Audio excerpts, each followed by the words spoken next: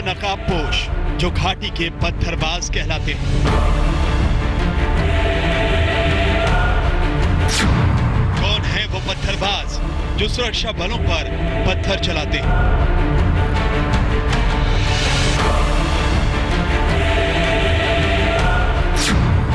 कहां से आता है पत्थर गैंग जो देश के जवानों पर हमले करता है? कौन है पत्थरबाजों का आका जो साजिश का कारोबार करता है?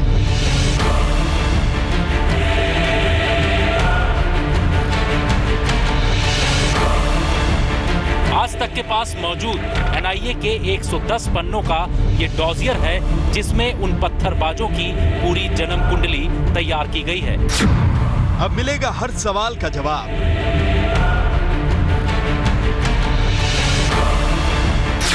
अब खुलेगा पत्थरबाजों का काला चिट्ठा।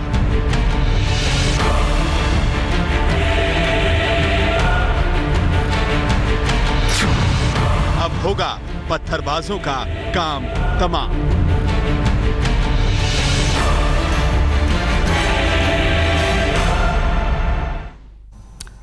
नमस्कार, आप देख रहे हैं आज तक। आपके साथ मैं हूं सईद अंसारी। स्वागत है आपका खबरदार।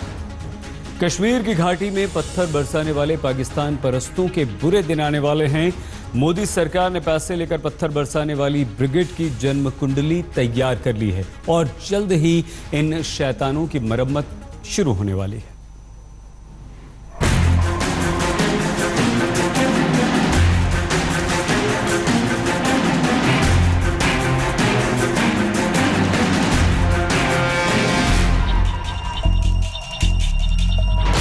कश्मीर घाटी परेशान है। परेशानी की एक बड़ी वजह है पत्थरबाज, यानी वो नकाबपोश जो जवानों पर पत्थर चलाते हैं, वो नकाबपोश जो पत्थर की मदद से सेना के किसी भी ऑपरेशन में दखल डालते हैं, वो नकाबपोश जो पत्थर को हथियार बनाकर आतंकवादियों की मदद करते हैं। लेकिन जल्दी ही घाटी के पत्थरबाज गैंग का काम तमाम होने वाला है। जल्द ही पत्थरबाजों के नापाक खेल पर शिकंजा कसने वाला है। एनआईए ने तैयार की पत्थरबाजों की जन्म कुंडली। एनआईए ने की है 100 पत्थरबाजों की पहचान।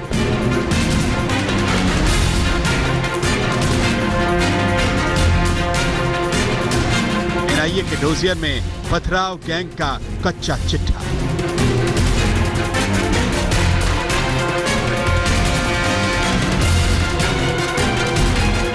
आज तक के पास मौजूद है पत्थरबाजों का डोजियर। आतंक की फंडिंग की जांच कर रही एनआईए जहां हुर्रियत नेताओं पर शिकंजा कसते हुए उनको रिमांड लेकर पूछताछ कर रही है, तो वहीं दूसरी तरफ उन पत्थरबाजों पर भी एनआईए ने डोजियर तैयार किया है। आज तक के पास मौजूद एनआईए के 110 पन्नों का ये डोजियर है जिसमें उन पत्थरबाजों की पूरी जन्म कुंडली तैयार की गई है। किस तरीके से पत्थरबाज उन एनकाउंटर साइट पर हमेशा मौजूद रहते हैं जहां सुरक्षा एजेंसियां आतंकवादियों को मार गिराने का पूरा प्लान बनाती हैं। एनआईए ने बड़े ही साइंटिफिक तरीके से इस तरीके का एक डोजियर तैयार किया है और इस डोजियर में उन सभी पत्थरबाजों का कच्चा चिट्ठा मौजूद है। जी हां, एनआईए ने 100 पत्थरबाजों को बेनकाब करने के लिए डोजियर तैयार कर लिया है। हम आपको बताएंगे कि पत्थरबाजों की पहचान के लिए एनआईए ने क्या क्या सबूत जुटाए। हम आपको ये भी बताएंगे कि एनआईए ने आखिर कैसे पथराव गैंग के 100 आकाओं का पूरा खाका तैयार किया। लेकिन उससे पहले ये बताते हैं कि ये पहला मौका है जब पत्थरबाजों की पूरी एनालिसिस रिपोर्ट तैयार की गई है। डोजियर में जिन पत्थरबाजों के नाम है वो घाटी में पथराव गैंग के आका के तौर पर काम करते हैं। जिन पत्थरबाजों की पहचान की गई है वो आतंकियों के एनकाउंटर वाली जगह पर मौजूद रहा करते हैं। एनआईए के डोजियर में मौजूद पत्थरबाजों के 100 आकाओं की जिम्मेदारी एनकाउंटर साइट पर बड़ी तादाद में पत्थरबाजों को इकट्ठा करने की होती है। इसका बहुत ज़्यादा लाभ होगा। पत्थरबाजी की घटनाएं 50 से 60% डिक्रीज हो जाएंगी, क्योंकि पहले तो उनको आइडेंटिफाई कर लिया बड़ी प्रोफेशनली, बड़ी सिस्टमेटिकली, बड़े ध्यान से, बड़े सोच विचार से कि कौन पैसा दे रहे थे, कहाँ से पैसा आता था। उनकी इन्वेस्टिगेशन हो रही है, उनको कस्टडी में लिया हुआ है, 10 दिन के पुलिस कस्टडी में है, छानबीन हो रही है और काफ़ी कुछ पता लगेगा। पाकिस्तान के जो व्हाट्सएप 25 थे, हिंदुस्तान में लगभग 400-500 लोगों के साथ उनका इंटरेक्शन होता था। उनकी कॉल्स को मॉनिटर किया गया, इंटरसेप्ट किया गया। हर पत्थरबाज 8-8, 10-10 जगह में पाया गया, जिससे साफ तौर पे लगा ये प्रोफेशनल पत्थरबाज हैं। आइए पथराव गैंग के उन आकाओं की तस्वीरें देखते हैं और एनआईए के डोजियर में दर्ज उनकी काली करतूतों के बारे में जानते हैं। ये है यासिर अहमद फयाज, जिसका मोबाइल नंबर ये है। यासिर कुलगाम के खाना बल का रहने वाला है। डोजियर के मुताबिक यासिर 16 जनवरी 2017 को अनंतनाग में एनकाउंटर की जगह पर पत्थरबाजी के दौरान मौजूद था। यही यासिर 12 फरवरी 2017 को कुलगाम में हुई पत्थरबाजी वाली जगह पर भी मौजूद था। एनआईए के डोजियर में मौजूद यासिर अहमद फयाज ने 1-2 नहीं बल्कि 8 जगहों पर सुरक्षा बलों पर हुई पत्थरबाजी के दौरान सक्रिय भूमिका निभाई। अब देखिए, ये है खुर्शीद अहमद गनी, जिसका मोबाइल नंबर ये है। ये पुलवामा का रहने वाला है। खुर्शीद अहमद 28 मार्च 2017 को चदूरा बड़गाम में एनकाउंटर के वक्त पत्थरबाजी के लिए मौजूद था। यही खुर्शीद 3 मार्च 2017 को पुलवामा में एनकाउंटर साइट पर मौजूद था। डोजियर में मौजूद खुर्शीद अहमद 2016 और 2017 में 7 जगहों पर एनकाउंटर के दौरान पत्थरबाजों को कोऑर्डिनेट कर रहा था।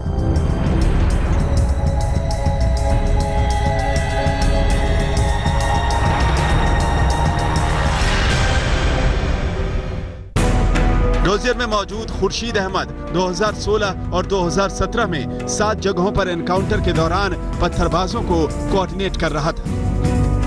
यह है तजमुल अहमद, इसका मोबाइल नंबर है ये कुलगाम के वानपू का रहने वाला है। तजमुल 12 फरवरी 2017 को कुलगाम में एनकाउंटर के समय पत्थरबाजी कर रहा था और लोगों को उकसा रहा था। डोजियर में मौजूद तजमुल अनंतनाग और त्राल समेत 6 जगहों पर एनकाउंटर के वक्त मौजूद था और पत्थरबाजों को लॉजिस्टिक मुहैया करा रहा था। ये 3 तो सिर्फ बानगी है। आज तक के पास मौजूद एनआईए के डोजियर में ऐसे 100 पत्थरबाजों की जन्म कुंडली मौजूद है, बाकायदा सबूतों के साथ। और सबसे चौंकाने वाला सबूत तो ये है कि सारे के सारे पत्थरबाज छोटे छोटे हुर्रियत नेताओं के सीधे संपर्क में थे। वहीं वो छोटे हुर्रियत नेता टॉप हुर्रियत लीडरशिप, खास तौर पर सैयद अली शाह गिलानी की अगुवाई वाले कट्टरपंथी धड़े से फोन पर संपर्क में थे। आरोपी पत्थरबाजों की फोन कॉल डिटेल से पता चला है कि वो बीते 11 महीनों से हुर्रियत नेताओं के संपर्क में थे।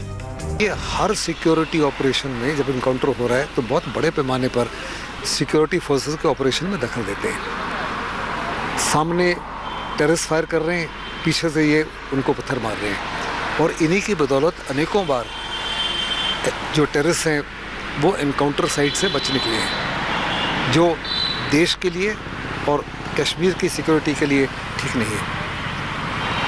तो इनका आइडेंटिफाई हो जाना बहुत ही एक अहम कदम है, क्योंकि मैंने जैसे कहा 50 to 60%, मे बी 80 to 90% पत्थरबाजी बंद हो जाएगी। हुर्रियत नेताओं से पत्थरबाजों के कनेक्शन के कयास तो लगाए जा रहे थे, लेकिन अब एनआईए ने सबूत भी इकट्ठे कर लिए हैं। इतना ही नहीं, जिन हुर्रियत नेताओं को एनआईए ने आज तक के खुलासे के बाद दबोचा है, जिन हुर्रियत नेताओं को पाक से पैसे लेकर भारत के खिलाफ साजिश के आरोप में गिरफ्तार किया है, उनसे पूछताछ में भी दूध का दूध और पानी का पानी हो जाएगा। आज तक ब्यूरो। केंद्र ने पत्थरबाजों के 100 सदस्यीय गिरोह का कच्चा चिट्ठा तैयार कर लिया है और वो भी बेहद सटीक और वैज्ञानिक ढंग से। हुर्रियत और पाकिस्तान के इशारे पर हिंसा करने वाले इन बेलगामों की बड़ी बारीकी से मॉनिटरिंग की गई। इनकी हर हरकत, इनकी लोकेशन पर नजर रखी गई।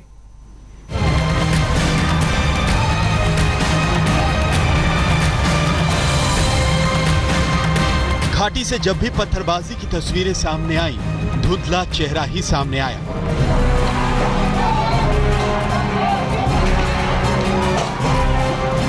ऐसे में पत्थर को हथियार बनाकर आतंकवादियों की मदद करने वालों की पहचान सुनिश्चित करना एक बड़ी चुनौती थी। एनआईए ने इसके लिए वैज्ञानिक सबूतों की मदद ली और एक नहीं पूरे 100 पत्थरबाजों को बेनकाब कर दिया।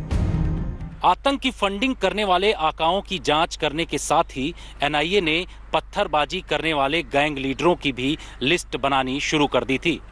एनआईए की 10 सदस्यीय टीम ने लगातार उन तमाम जगहों पर जाकर, जैसे कि मोबाइल कॉल, इसके अलावा व्हाट्सएप और फेसबुक के जरिए उन 48 लोगों की पहले फेज में लिस्ट बनाई, जिसके आधार पर उन पर शिकंजा कसना शुरू हो चुका है। दूसरे फेज में 52 लोगों की लिस्ट बनाकर एनआईए आने वाले समय में बड़े स्तर पर कार्रवाई करेगी। आपको जानकर हैरानी होगी, पत्थरबाजों की पहचान करने के लिए जांच एजेंसियों ने मोबाइल नंबर की मदद तो ली ही, सोशल मीडिया का भी सहारा लिया। दिलचस्प ये कि सारे के सारे पत्थरबाज फेसबुक और व्हाट्सएप जैसे सोशल मीडिया प्लेटफॉर्म पर एक्टिव पाए गए। एनआईए ने घाटी के 5000 मोबाइल नंबरों पर कड़ी नजर रखी और ट्रैक किया। 5000 मोबाइल नंबरों में से 200 नंबरों को एनआईए ने बेहद संदिग्ध कैटेगरी में रखा। 200 नंबरों की ट्रैकिंग में से करीब 100 नंबर एनकाउंटर वाली जगहों पर हर बार एक्टिव मिले। एक और दिलचस्प बात यह कि उन नंबरों का मूवमेंट एक साथ ही होता रहा। मोबाइल नंबरों की ट्रैकिंग के साथ जांच एजेंसियों ने व्हाट्सएप ग्रुपों को भी ट्रैक किया और उन ग्रुप्स के डेटा पर कड़ी नजर रखी। एनआईए को 28 संदिग्ध व्हाट्सएप ग्रुप का पता चला। जांच में उनमें से कुछ व्हाट्सएप ग्रुप का पाकिस्तान कनेक्शन सामने आया। साथ ही ये भी बात सामने आई कि व्हाट्सएप ग्रुप का इस्तेमाल एनकाउंटर वाली जगह पर भीड़ इकट्ठा करने के लिए किया जाता है। अगर किसी को शक था, लोग कहते थे इंस्टेंटेनियस अपने आप लोग अवाम उठ खड़ा हो रहा है, कोई अवाम उठ नहीं खड़ा हो रहा।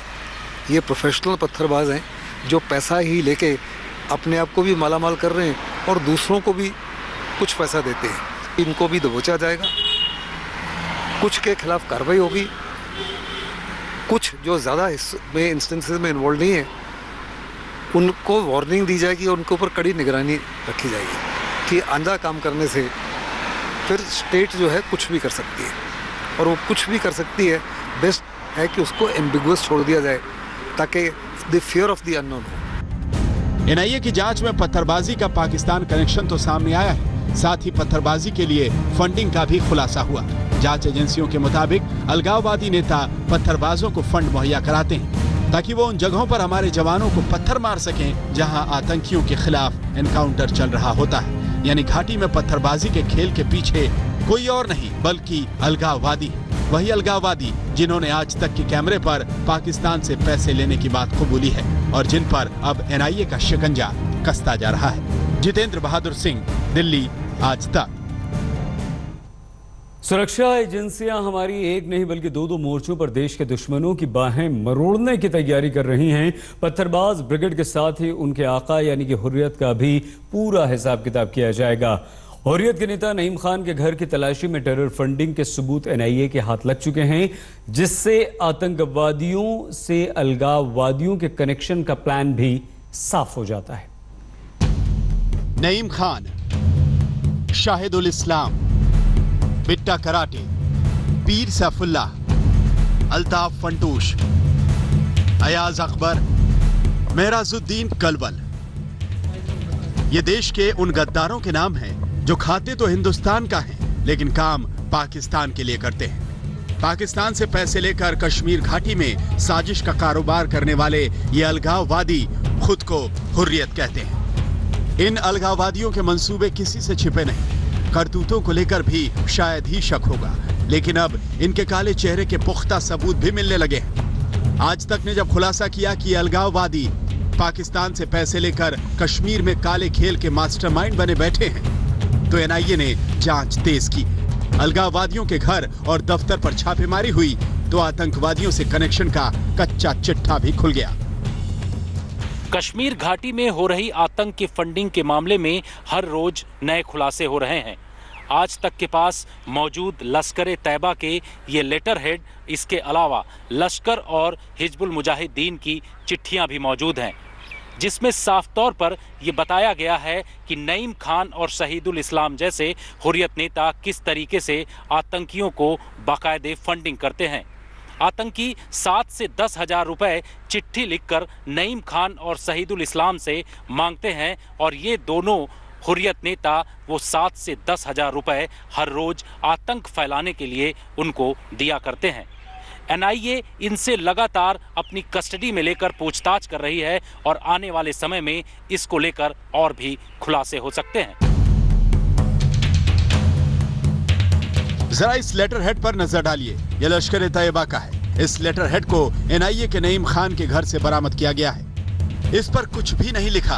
अब आप सोच रहे होंगे कि अलगाववादी नेता इस लेटर हेड का क्या करता है। सूत्रों की माने तो हुर्रियत के नेता लश्कर के लेटर हेड का इस्तेमाल आतंकवादियों तक पैसे पहुंचाने के लिए करते हैं। अब इस चिट्ठी को देखिए, यह हिजबुल मुजाहिदीन के लेटर हेड पर लिखी हुई है। एनआईए ने इसे नईम खान के घर से बरामद किया है।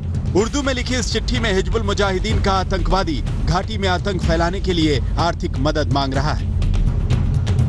ये चिट्ठी लिखी है हिजबुल के एरिया कमांडर बुरकान ने। इस चिट्ठी में नईम खान से 7,000 से 10,000 रुपए की मांग की गई है। बुरकान ने यह भी लिखा है कि आपने जो हमारी मदद की है, हम उसके लिए जिंदगी भर शुक्रगुजार रहेंगे।